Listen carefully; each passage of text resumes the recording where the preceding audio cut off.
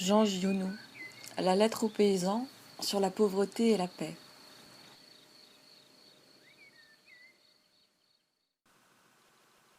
Misère paysanne. Ainsi, je n'ai pas protesté. C'est pourtant un grand dégoût de traverser désormais vos champs. Ces enfants qui sont les vôtres, revenant de l'école avec des cartables pleins des premiers livres, on n'ose plus regarder leurs yeux clairs et leurs bonnes joues. On en imagine la boucherie dans l'herbe, le suintement de leur pourriture au milieu des terres désertes, et on vous voit, vous les pères, occupés au travail de les tuer avec une tranquillité inconsciente. Je n'ai pas protesté auprès de l'État, comme il m'en était venu tout de suite l'idée.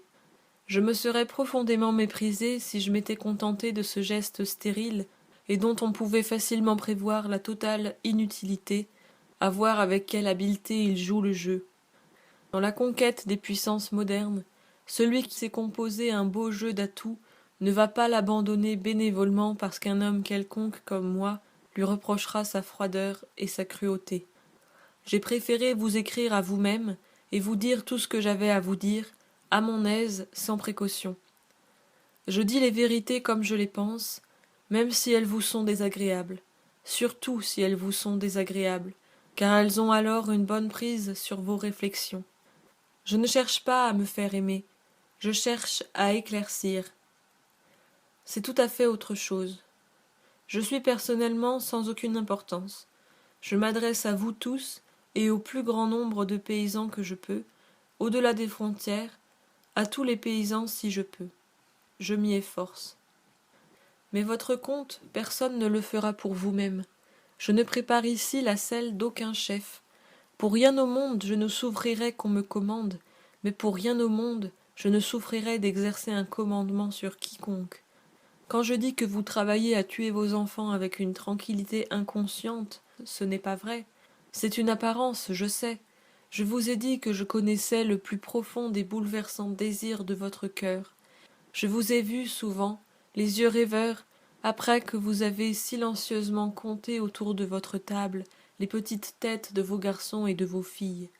Vous faites et refaites souvent en vous-même ce que j'appelle le compte de vos grandeurs perdues, et qui pour vous est le simple souvenir de l'époque de votre père, quand vous la comparez intérieurement au temps que vous vivez. Vous savez que rien ne peut assurer la vie si le travail que vous faites ne l'assure pas. Vous le sentez devenir en vos mains tout bourbeux et pesant. La difficulté nouvelle qui empêche peu à peu votre travail vous empêche directement de vivre. Vous sentez venir le moment où il vous faudra abandonner en même temps, à bout de force, la charrue et la vie. Déjà les temps modernes, vous les appelez les temps impossibles. Pendant que vous regardez vos enfants autour d'une table que vous ne savez plus charger de richesses, et que vous vous souvenez de temps pas très en arrière où de faciles tablées de 14, 15 enfants vivaient à l'aise sur l'abondance de la terre. Pourtant, vous n'avez pas démérité. Vous êtes toujours les mêmes courageux et francs, vous ne plaignez pas votre cœur à l'ouvrage. Vous vous répétez en vous-même que vous avez le droit, ce droit que les temps vous refusent. Vous voulez reprendre ce droit de vivre, cette liberté. Vous avez de grands courroux solitaires. Il n'y a plus ni chant, ni fête. Vos sombres assemblées préparent des vendanges d'hommes dont vous serez les grands vignerons. Je vous ai entendu parler des guerres actuelles et des leçons qu'elles vous donnent. Je me suis aperçu que vous étiez de très bons écoliers. Tous les partis politiques, c'est-à-dire tous les propriétaires de journaux et de meetings, toutes ces grosses entreprises de traite d'esclaves n'ont pas, ces dernières années, impunément proclamé la sainteté des guerres défensives. Quand il est déjà si difficile de distinguer entre la défense et l'offense. Je sais que vous êtes en train de préparer un stupéfiant effondrement de cette alternative qui entraînera le monde dans une géniale aventure guerrière. Que les États soient broyés ne fait aucun doute. Qu'ils y soient impitoyablement broyés jusqu'à la fine poussière de la pâture du vent, il n'y a qu'à regarder vos lèvres plates et vos yeux froids, et toute cette insensibilité d'armure qui couvre vos visages, pour en être certain. Inutilité de toutes les guerres. Je n'aime pas la guerre. Je n'aime aucune sorte de guerre. Ce n'est pas par sentimentalité. Je suis resté 42 jours devant le fort de Vaux, et il est difficile de m'intéresser à un cadavre désormais. Je ne sais pas si c'est une qualité ou un défaut, c'est un fait. Je déteste la guerre. Je refuse de faire la guerre pour la seule raison que la guerre est inutile. Oui, ce simple petit mot. Je n'ai pas d'imagination. Pas horrible, non, inutile simplement. Ce qui me frappe dans la guerre, ce n'est pas son horreur, c'est son inutilité. Vous me direz que cette inutilité, précisément, est horrible. Oui, mais par surcroît. Il est impossible d'expliquer l'horreur de 42 jours d'attaque devant Verdun à des hommes qui, nés après la bataille, sont maintenant dans la faiblesse et dans la force de la jeunesse. Et réussirait-on qu'il y a pour ces hommes neufs une sorte d'attrait dans l'horreur, en raison même de leur force physique et de leur faiblesse. Je parle de la majorité. Il y a toujours, évidemment, une minorité qui fait son compte et qu'il est inutile d'instruire. La majorité est attirée par l'horreur. Elle se sent capable d'y vivre et d'y mourir, comme les autres. Elle n'est pas fâchée qu'on la force à en donner la preuve.